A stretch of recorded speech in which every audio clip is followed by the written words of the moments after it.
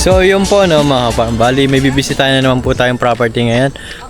Dito po tayo ngayon sa mismong property ano. Ito po ang barangay po nito ay Barangay Santa Catalina po no. May sukat po itong 16 hectares mga kaparm, 16.8 po. Bali kung makikita nyo ho, ayan dito po tayo ngayon sa mismong property. Ako po ay naglalakad ngayon sa may tabing kalsada ano. Ayan po. Ako po ay naglalakad po dito. Dahil ito pong property ay tuhog po, ano? Kumbaga kabilaan po itong property, ano? Ayan. Papakita ko po sa inyo mga kaparm. Bali ito mga kaparm, ito po. Makikita niyo po itong view na to dito at dito rin po. Bali ang sakop po na mas maraming portion dito po sa kanan. At dito naman po sa kabila, sa kaliwa ay kakapiraso na lang din po. Pero kasama pa rin po yan ng property. No? Bali ito pong property na to, remind ko lang po kayo na ito po ay nakakabuhay po ng mga tanim na lemon ano. Dahil ito pong property na to ay pinagtaniman daw po ito ng maraming lemon mga farm. Ayan. Ayan, makikita nyo po mga farm. Ito po ay hindi naman kataasan mga farm. Dahil bukod po sa may pagka-slope lang po ito mga farm eh. Kaya hindi po ito yung problema sa atin ano.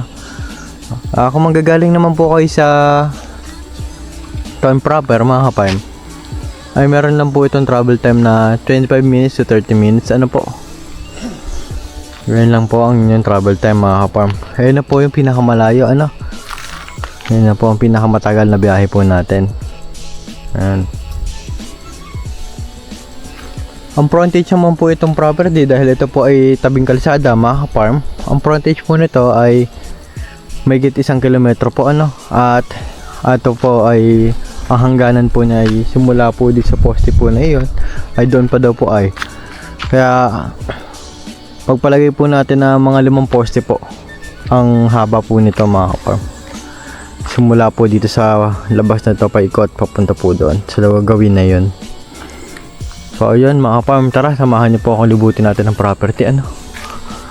So ayan mga farm bungad na po agad pagka labas niyo po dito sa property bago pumasok ay meron na po itong tanim na saging mga farm, mga saba. Ayan. Meron din po ito ng tanim na bayabas, mangga, lemon, may ilang piraso na lang po ang buhay. Ayan. At saka puno ng niyog no? Ito pong property po na ito ay sobrang dami pong puno ng niyog mga farm. Pagpalagay na po natin na meron po itong 1,400 kapuno po ng niyog, more or less po yun. Dahil hindi na po sigurado kung ilan na lang po ang nakatanim dito. Pero ito po ay dati pong pinagkakooprahan. Yun nga lang po ay wala na pong nag-aalaga ng property kaya hindi na po ito nakokoprahan mga kaparm. Makikita nyo mga kaparm. Ito po yung property. Sa kabilang property po, yung kabilang way po na to ng kalsada, dun po sa kabila sa gawing kaliwa naman po, meron po itong kasamang maliit na kubo ano. Ayun po ay titirahan daw po ng mga naglulukad po dito, pinagtutulugan, ganon. Yun po ano. Hindi na po natin kayang libutin ng mismong property mga kaparm dahil dito na lang po tayo sa bungad. At gawa po ng may kasukalan na po. Kaya paliliparan na lang po natin ito ng drone mga kaparm para makita rin po natin yung pinakataas o ibabaw na itong property. Ano po ano. Yan kung makikita nyo po mga kaparm, meron po itong daanan po baba. Yan, papunta po doon sa baba na ito. Yan mga kaparm. Yan, kita niyo po.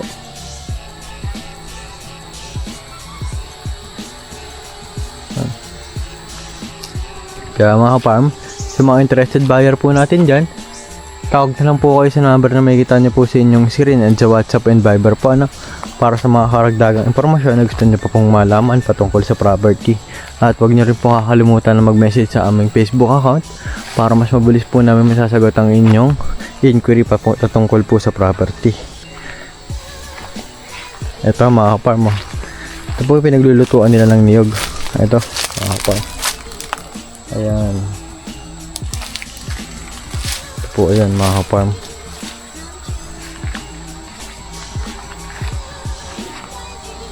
Ayan mga farm.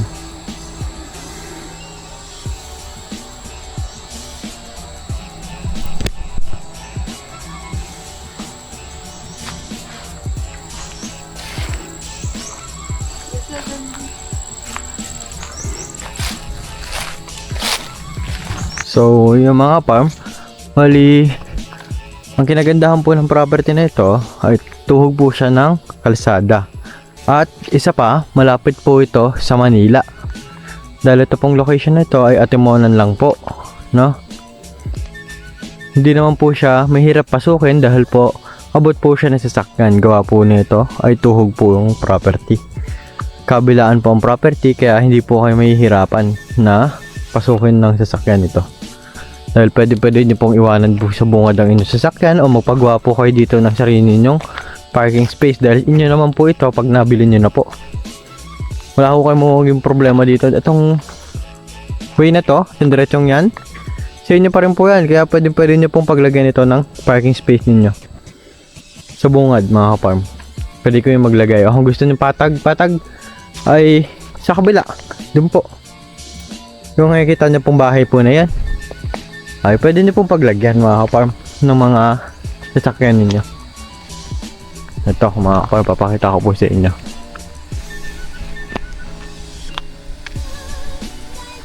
Hanggang din pa po yan mga farm. May 2 poste pa daw po. 3 o 2 mga farm. Dahil dito na po yung 2 poste mga farm. Ito mga farm. So yung bunga na isa na lemon. Yan. Yan na mga farm.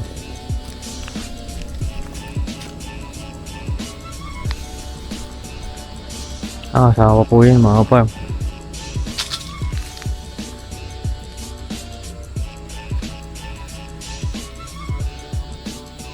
Ito mga farm, kung makikita nyo, merong hose dito na dumadaloy galing po sa itaas mga farm. Yan. Yan, kung makikita nyo, meron pong tubig yun, no? Ayan. Tuloy-tuloy po yan, napakalino po, no mga farm. Dapat napakalamig pa ho. No.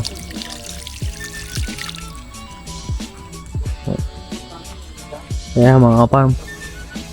Yung hose na yan ay nagagaling po yun sa itaas. Kaya wag mo kayong problema sa source of water mga farm.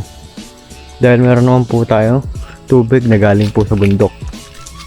No, pwede rin naman po kayo magpahukay mga farm kung gusto nyo po ng deep well. Yan. Meron na rin po pala itong toilet mga farm. Kasama po yan sa magiging bilihan ninyo kung sakali po na mabili nyo po itong property. Palilinisan nyo lamang po ito mga farm at nagaganda na po itong property mga farm. Konting alaga lang po ito. Dahil ito naman po inaalagaan noon.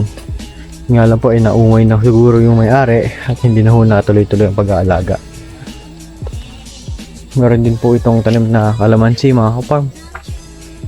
No? Oo. Meron po ulit yung lemon dito mga farm. Ayan mga farm lemon ulit yan mga farm. Ang dami. Yan. Puro lemon po ang tanim na itong property mga farm. Kaya sa mga interested buyer po natin dyan, tumawag na lang po kayo sa inyo. Makikita na. Number na yan makikita nyo sa inyong screen. At sa WhatsApp and Viber po mga farm. Ito mga farm. Yan. Po yung sinasabi ko po sa inyo.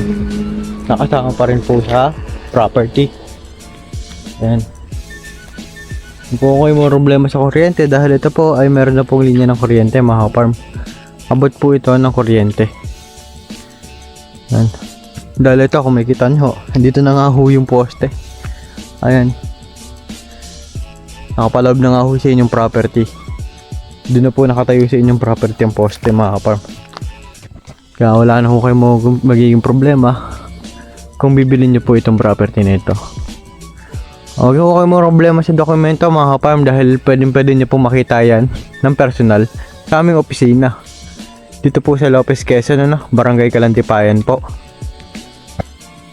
Sa mga nag-aalangan po na baka magka-problema po sa dokumento ay hindi po kayo magkakaroon ng problema sa amin mga ka-farm dahil po kami po ay meron sariling attorney. Ayan.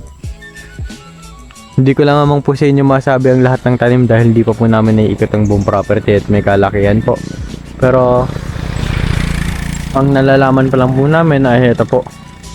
Bukod po sa puno ng buko, saging, lemon, yan mga ka-farm, kalamansi, tsaka bayabas, no? Yan pa lang po ang mga alam naming tanim po ng property sa ngayon. Hindi po natin malibot ang property ay paliliparan na lang po natin ang drone. No, hanggang din pa po yan mga ka-farm. 2 poste po yan.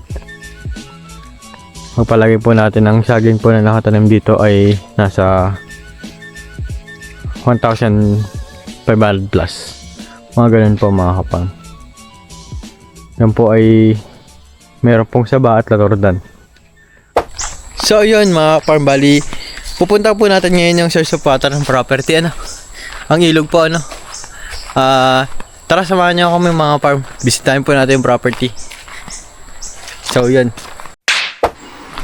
mga ka-farm, ilang hakbang lamang po siguro, mga nasa 50 steps lang po siguro pababa. Nandito na po kayo sa property. Hindi naman po ganun kababaan yung hindi naman po ganun kataas ang pagbaba po dito sa property mga ka-farm. Sakto lang po. Nakakababa po at makakahon din po kayo. Ayan, kung makikita nyo, napakalaki ng ilog po nito. Napakaganda. Ayan mga ka-farm, napakaganda pala ng ilog dito mga ka-farm. Ayan mga ka-farm, ano yun? Bantakay Falls. Ito po ay galing po sa Bantakay Falls mga ka-farm. Ayan, kung makikita nyo, pwede ho kayo maligo dyan. Dilinisin lamang po. Ayan, kung makikita nyo yan, may mga lumot-lumot po na tatanggalin lamang po yan mga ka-farm. Magiging okay na ho yan. Ayan, makikita nyo, napakaganda. Doon po yung nagagaling mga ka-farm. Ito po ay pinagagalingan daw ay Bantakay Falls. Okay, sikat po na, dinadayo po sa Atimonan. Napakaganda. So, yung running water mga ka-farm, makikita nyo ho. Ayan.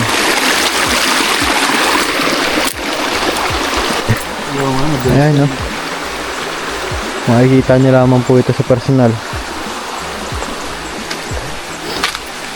Ayan.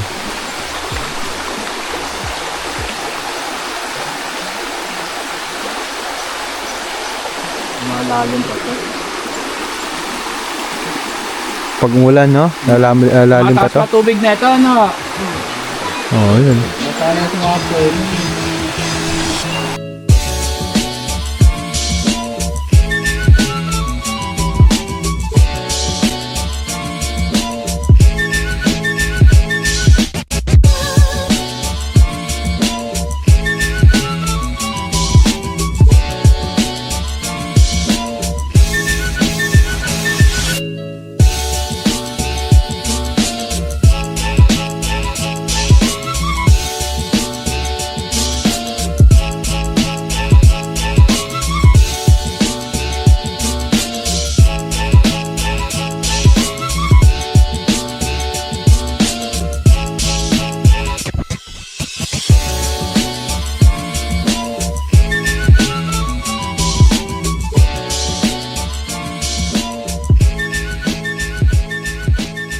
Dito po natin tatapusin ang video na ito. Maaari po kayo mag-message sa amin para sa mga karagdagang impormasyon, at sa mga gusto magpa-ocular visit, maaari po kayo mag-message sa amin.